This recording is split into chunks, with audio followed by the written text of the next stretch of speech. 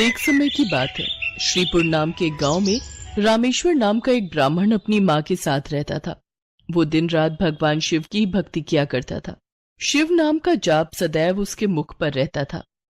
ओम नमः शिवाय, ओम नमः शिवाय, ओम नमः शिवाय।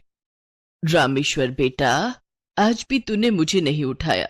खुद ही उठकर घर के सारे काम कर लिए, खीर भी भोग लगा दी तूने तो।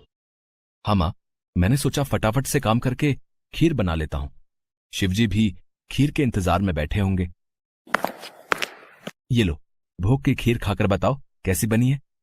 रामेश्वर बेटा, इस खीर को तू बचपन से शिव जी को खिलाता आ रहा है। जब तेरे बापू जिंदा थे तब वो प्रसाद की खीर खिलाते थे, और उनके जाने के बाद तूने ये नियम बना लिया। तेरी खीर बहुत ही स्वादिष्ट बनती है बेटे, और मुझे पता है भगवान शिव भी तेरे हाथों की खीर खाने के इंतजार में रहते होंगे। तभी तो मैं सुबह जल्दी उठकर सबसे पहले खीर ही बनाता हूँ, ताकि भगवान शिव को भोग लगा सकूं।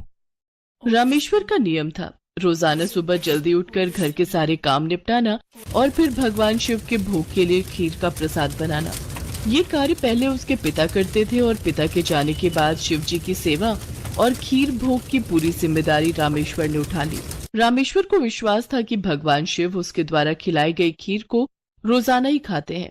इसी विश्वास पर वो रोजाना खीर का भोग लगाता था, और अपने भक्त के द्वारा भोग लगाई गई खीर को कैलाश पर्वत पर विराजमान भगवान शिव बहुत चाव से खाते थे। स्वामी, क्या बात है, आपको तो आनंद ही आनंद है।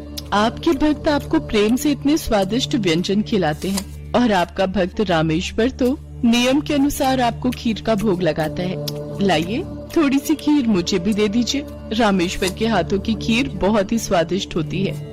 हाँ देवी पार्वती, रामेश्वर इतनी स्वादिष्ट खीर का भोग लगाता है कि मन प्रसन्न हो जाता है। तभी नंदी और समस्त शिवगण वहाँ जाते हैं। महादेव, ये लीजिए, हम भांग और धतूरा ले आए हैं। नंदी, अभी तो हम स्वादिष्ट खीर का आनंद ले रहे हैं। ऐसा करो, भांग और धतूरे को वहाँ छोटे पर्वत पर रख दो। हम कुछ समय के बाद उसे ग्रहण करेंगे। अरे नंदी महादेव तो हमारी ओर देख तक नहीं रहे। उनका सारा ध्यान तो रामेश्वर की बनाई हुई खीर पर है। ऐसे कब तक चलेगा नंदी? हाँ, मैं भी यही देख रहा हूँ। इतने प्रेम से हम भांग और धतूरा पीस कर लाए, और महादेव ने हमें इसे रखने के लिए बोल दिया। अरे नहीं नहीं, ऐसी बात नहीं है। महादेव ने बोला है कि हम उसे वहाँ रख दें। वो कुछ देर बाद उसे ग्रहण करेंगे। महादेव रोजाना रामेश्वर की भोग लगाई हुई खीर को बहुत चाव से खाते हैं। नंदी, मैं तो कई बार सोचता हूँ कि रामेश्वर की खीर में ऐसा क्या है कि भोलेनाथ सबसे पहले उसकी भोग लगाई खीर को ही खाते हैं, और किसी तरफ उनका ध्यान ही नहीं जाता।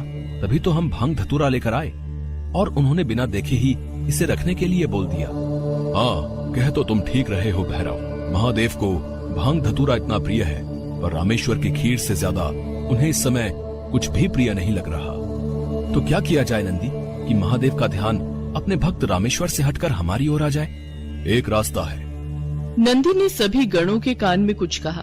उसके पश्चात सभी गण पृथ्वी लोक पर आ गए, और सबने ब्राह्मण रूप ले लिया, और सब लोग रामेश्वर के पास पहुँचे। रामेश्वर शिव जी को खीर का भोग लगाने के लिए बाजार से सामान खरीद रहा था। ब्राह्मण वेश में नंदी ने रामेश्वर से कहा, रामेश्वर, तुम हमें नहीं जानते, पर हम तुम्हें बहुत अच्छे से जानते हैं। तुम भगवान शिव के भक्त हो, और रोजाना उन्हें खीर का भोग लगाते हो। हाँ ब्राह्मण देव, आप तो सब कुछ जानते हैं। हाँ रामेश्वर, हम सब जानते हैं, इसीलिए तो हम तुम्हारे पास आए हैं। हमें पता है कि तुम महादेव के परम भक्त हो, पर तुम्हें पता है महादेव अब रोजाना खीर खाकर ऊब गए हैं। इसलिए अब तुम कुछ दिनों के लिए खीर का भोग रोक दो। तुम एक काम क्यों नहीं करते? तुम महादेव को सप्ताह में एक दिन खीर का भोग लगाया करो, जिससे महादेव को और अधिक स्वाद आएगा। अब महादेव को इतने सारे भक्त पूजते हैं। महादेव भी तो इतने सारे भक्तों के द्वारा दिए भोग को ग्रहण करते हैं। उनका पेट बहुत भर जाता है। अगर तुम उनको सप्ताह में एक दिन खीर का भोग लगाओगे तो उन्हें तुम्हारी खीर का इंतजार रहेगा, और वो और अधिक आनंद से खीर खाएंगे। क्यों, हम सही कह रहे हैं ना? ये तो आप ठीक कह रहे हैं ब्राह्मण देव। इस विषय में तो मैंने कभी सोचा ही नहीं। अब मैं एक काम करता हूँ, मैं सप्ताह में एक दिन ही भगवान को खीर का भोग लगाया करूंगा, ताकि वो और भी भक्तों का प्रसाद ग्रहण कर सकें, और फिर उन्हें मेरी खीर का बेसब्री से इंतजार रहे। भोला भाला रामेश्वर शिवगणों की बातों में आ गया। शिवगण खुशी खुशी कैलाश वापस लौट आए। अब शिव जी रोजाना रामेश्वर की खीर का इंतजार करने लगे कि कब रामेश्वर उन्हें भोग लगाए और कब वो खीर का भोग खाएं। पर कुछ दिनों तक रामेश्वर ने खीर का भोग बनाया ही नहीं, तो शिव जी को खीर कहाँ से मिलती। अब सप्ताह में एक दिन रामेश्वर ने खीर का भोग लगा दिया तो शिव जी ने खीर खा ली।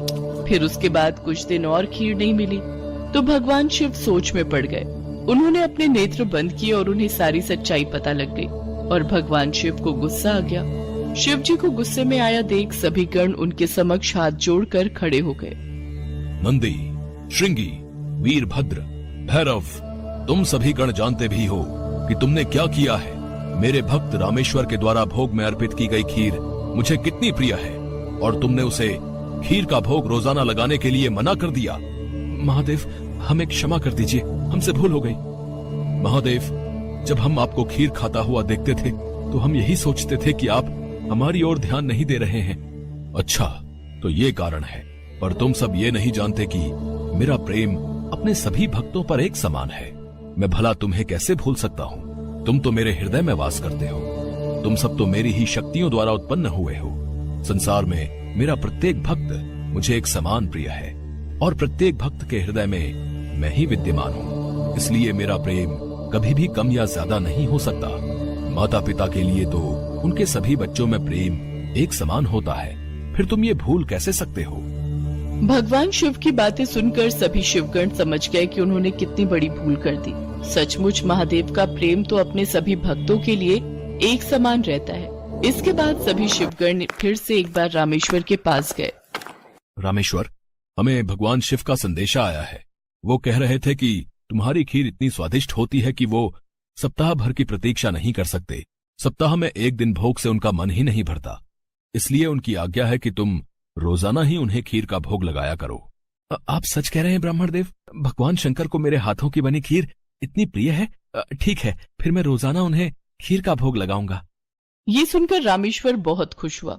अब एक बार फिर रामेश्वर रोजाना खीर बनाकर भगवान शिव को भोग लगाने लगा।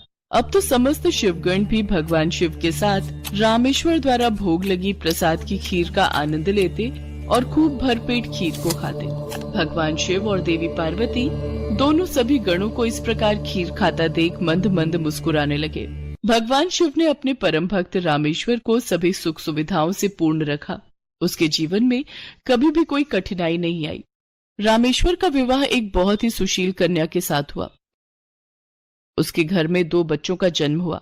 अपने परिवार के साथ संपूर्ण जीवन खुशी खुशी व्यतीत करके रामेश्वर अंत में मोक्ष को प्राप्त हुआ। भोलापुर